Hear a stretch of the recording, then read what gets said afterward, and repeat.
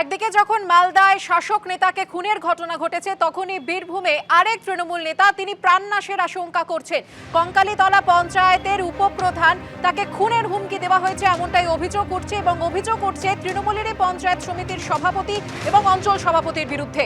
দুই তৃণমূল নেতার নামে শান্তিনিকেতন থানায় লিখিত অভিযোগ শাসক দলের উপপ্রধানের।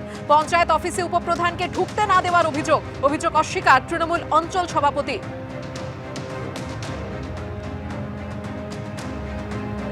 মালদায় তৃণমূলের জেলা সহসভাপতি দুলাল সরকারকে পয়েন্ট ব্ল্যাঙ্ক রেঞ্জ থেকে গুলি করে খুন করে আততায়ীরা, এবং তারপরে বীরভূমে প্রাণনাশের আশঙ্কায় আরেক তৃণমূল নেতা। কঙ্কালীতলার পঞ্চায়েতের উপপ্রধানকে খুনের হুমকি দেওয়ার অভিযোগ। তৃণমূলেরই পঞ্চায়েত সমিতির সভাপতি এবং অঞ্চল সভাপতির বিরুদ্ধে এই অভিযোগ উঠছে।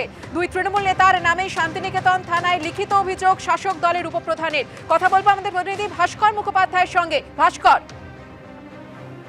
দেখো, গত বুধবার শান্তিনিকেতন থানায় কঙ্কালীতলা পঞ্চায়েতের যিনি অঞ্চল সভাপতি তার নামে এবং যে পঞ্চায়েত সমিতির সভাপতি তার নামে, দুজনেই তৃণমূল নেতা, তাদের নামে অভিযোগ দায়ের করেছেন ওই কঙ্কালীতলা পঞ্চায়েতের উপপ্রধান মামন শেখ। তার বক্তব্য হচ্ছে যে এই তৃণমূল দুই নেতা তাকে পঞ্চায়েতে যেতে দিচ্ছেন না। তিনি প্রায় 1 মাস পঞ্চায়েতে ঢুকতে পারেননি এবং পঞ্চায়েতে গেলে তার প্রাণনাশের হুমকি দেওয়া হচ্ছে এবং তিনি রীতিমতো আতঙ্ক, কারণ তিনি বাড়ি থেকে বেরোতেও ভয় পাচ্ছেন। তার বক্তব্য হচ্ছে যে এই যেহেতু তিনি অনুব্রত মণ্ডলের অনুগামী, তার জন্যই তাকে ঢুকতে দেওয়া হচ্ছে না। আমরা যদি দেখি, এই কঙ্কালীতলা পঞ্চায়েত পড়ছে নানুর বিধানসভার মধ্যে, এবং নানুর বিধানসভার যিনি বিধায়ক বিধানচন্দ্র মাঝি, তিনি হচ্ছেন কাজল শেখের অনুগামী, এবং এই যারা দুই নেতার বিরুদ্ধে অভিযোগ করেছে সেই দুই নেতা হচ্ছে কাজল শেখের অনুগামী। এবং এই মামুন শেখের অভিযোগ হচ্ছে যে তাকে গত 1 মাস ধরে ঢুকতে দেওয়া হচ্ছে না। তিনি বারবার ওখানে গেছেন, তিনি বিক্ষোভের মুখে পড়েছেন, এবং গতকাল এই অভিযোগ যখন গতকাল সকালে করেছেন, গতকাল বিকালে অর্থাৎ বৃহস্পতিবার বিকালে তিনি কঙ্কালীতলা পঞ্চায়েতে গিয়েছিলেন, সেই সময় তিনি বিক্ষোভের মুখে পড়েন এবং বেশ কিছু মানুষজন আসেন এবং তাকে ঘিরে বিক্ষোভ দেখান। তাদের বক্তব্য হচ্ছে যে মামুন শেখ যখন উপপ্রধান ছিলেন তখন তাদের কাছে টাকা নিয়েছিলেন দোকান করার জন্য, কিন্তু তিনি কোনো রসিদ দিচ্ছেন না। এর ফলে তারা বারবার আবেদন করেছেন, কিন্তু রসিদ পাচ্ছেন না। এবং সেই সময় কঙ্কালীতলা পঞ্চায়েতের ভিতরে নানুরের যিনি বিধায়ক বিধানচন্দ্র মাঝি, তিনি নিজে উপস্থিত ছিলেন, এবং তার বক্তব্য হচ্ছে যে মামুন শেখ দুর্নীতি করেছে, তার জন্য তিনি ঢুকতে পারছেন না। কিন্তু মামুন শেখের বক্তব্য হচ্ছে যে পুরোটাই পরিকল্পিত। তিনি আজকে আসবেন, তিনি যেহেতু সকালে সাংবাদিক সম্মেলন করে অভিযোগ করেছিলেন তার প্রাণনাশের, বিকালে তিনি নিজে এসেছেন এবং যখন ঢুকতে যাচ্ছিলেন তখনই পরিকল্পিতভাবে বিক্ষোভ দেখানো হয়েছে, এবং তাতে তিনি আরও রীতিমতো আতঙ্ক। এবং তার বক্তব্য হচ্ছে যে পুরোটাই বিধায়ক করেছেন, কারণ কারোর বিরুদ্ধে অভিযোগ উঠলেই হবে না, তদন্ত করতে হবে। সেই তদন্তে তিনি যদি প্রমাণিত হন অভিযোগ, তারপরে তার বিরুদ্ধে ব্যবস্থা নিক দল, কিন্তু তার আগেই তাকে কেন বিক্ষোভ দেখানো হচ্ছে, তাকে কেন পঞ্চায়েতে ঢুকতে দেওয়া হচ্ছে না। এই ঘটনায় চাঞ্চল্য ছড়িয়ে যখন একটা খুব পরিষ্কার, পুরো এই কঙ্কালীতলা পঞ্চায়েত সেটা হচ্ছে তৃণমূল পরিচালিত, এবং সেই অভিযোগ করছেন উপপ্রধান, যিনি নির্বাচিত একজন জনপ্রতিনিধি, এবং তার অভিযোগ যে পুলিশ দ্রুত ব্যবস্থা নিক যাদের বিরুদ্ধে অভিযোগ করা হয়েছে। ধন্যবাদ ভাস্কর। জ্যোতিপ্রিয় মল্লিকের জামিন মামলায় রেশন দুর্নীতি তদন্তের গতিপথ নিয়ে আদালতের তিরস্কারের মুখে পড়তে হলো ইডিকে। প্রাক্তন খাদ্যমন্ত্রীর হিসেব বহির্ভূত সম্পত্তির খতিয়ান থেকে মন্ত্রীর সঙ্গে রেশন দুর্নীতির যোগ, কেন্দ্রীয় এজেন্সির তদন্তকারী আধিকারিককে একাধিক প্রশ্ন করলেন বিচারক। পাল্টা রেশন দুর্নীতিকে হিমালয়ের সঙ্গে তুলনা করে জবাব দিলেন ইডির আইনজীবী। রেশন দুর্নীতি তদন্ত নিয়ে ফের আদালতে ভর্ৎসনার মুখে পড়ল ইডি। জেলবন্দি প্রাক্তন খাদ্যমন্ত্রী জ্যোতিপ্রিয় মল্লিকের হিসেব বহির্ভূত সম্পত্তির খতিয়ান পেতে কেন্দ্রীয় এজেন্সিকে শিকড়ে পৌঁছানোর পরামর্শ দিলেন বিশেষ আদালতের বিচারক। 2023 সালের 27 অক্টোবর জ্যোতিপ্রিয় মল্লিককে রেশন দুর্নীতি মামলায় গ্রেফতার করে ইডি। বৃহস্পতিবার বিচার ভবনে ছিল প্রাক্তন খাদ্যমন্ত্রীর জামিনের আর্জির শুনানি। ইডি জ্যোতিপ্রিয় মল্লিকের জামিনের আর্জির বিরোধিতা করলে বিচারক প্রশান্ত মুখোপাধ্যায়ের প্রশ্নের মুখে পড়তে হয় কেন্দ্রীয় এজেন্সির তদন্তকারী অফিসার থেকে আইনজীবীকে।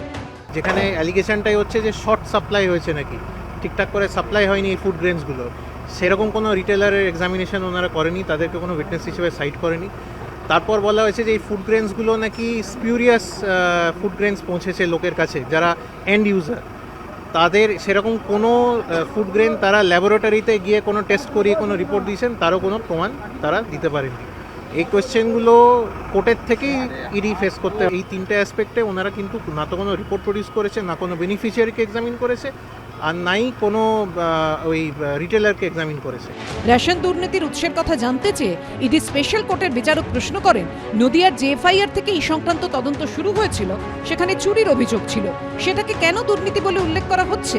এর আগের শুনানিতে ইডির তরফে আদালতে দাবি করা হয় রেশন দুর্নীতি তদন্তে একাধিক সরকারি নথি এবং সরকারি অফিসারের সিল পাওয়া গিয়েছে। সেই প্রসঙ্গে বৃহস্পতিবার বিচারক প্রশ্ন করেন, যদি দুর্নীতি হয় তাহলে আজ পর্যন্ত ওইসব সরকারি অফিসারকে জিজ্ঞাসাবাদ করেননি কেন? যারা রেশন কম পেয়েছেন বলে অভিযোগ করেছেন তাদের সঙ্গে কি কথা বলেছিলেন? জবাবে কেন্দ্রীয় এজেন্সির তদন্তকারী অফিসার বলেন, আমরা চুরির তদন্ত করতে গিয়ে রেশন দুর্নীতি সংক্রান্ত প্রচুর নথি পেয়েছি, সেই সব খতিয়ে দেখা হচ্ছে। সেই সঙ্গে ইডির আইনজীবী বলেন, বিভিন্ন লাইসেন্সিং দোকান থেকে রেশন সামগ্রীর একাধিক বস্তা পাওয়া গেছে, অথচ বস্তা চুরির কোনো অভিযোগ হয়নি। জ্যোতিপ্রিয় মল্লিকের নির্দেশেই গোটা চক্র কাজ করছিল বলে দাবি করা হয় কেন্দ্রীয় এজেন্সির তরফে। একথা শুনে বিচারক প্রশ্ন করেন, ডিস্ট্রিবিউটর বা মিল মালিক যদি চুরি করে থাকেন তাহলে মন্ত্রী কিভাবে যুক্ত হলেন? মেনে নিলাম ব্যবসায়ী বাকিবুর রহমানের থেকে জ্যোতিপ্রিয় মল্লিকের আত্মীয়দের অ্যাকাউন্টে টাকা ঢুকেছে, কিন্তু সেই টাকা যে রেশন দুর্নীতিরই তার প্রমাণ কোথায়? অন্য কোনো দুর্নীতির টাকাও তো হতে পারে। এরপরই বিচারক বলেন, আপনারা শিকড়ে গিয়ে তদন্ত করুন, গঙ্গাসাগর নয় গঙ্গোত্রীতে শুরু করুন। রেশন দুর্নীতি হলে সেটা শুরু কোথায় তা খুঁজে বের করুন। জবাবে ইডির আইনজীবী বলেন, আমরা গঙ্গোত্রী থেকে গঙ্গাসাগর নয় গঙ্গাসাগর থেকে গঙ্গোত্রী পৌঁছানোর চেষ্টা করছি। যখন আমরা গঙ্গোত্রীর খোঁজ করতে গেলাম দেখলাম সেটা আরাবল্লী নয়, হিমালয়।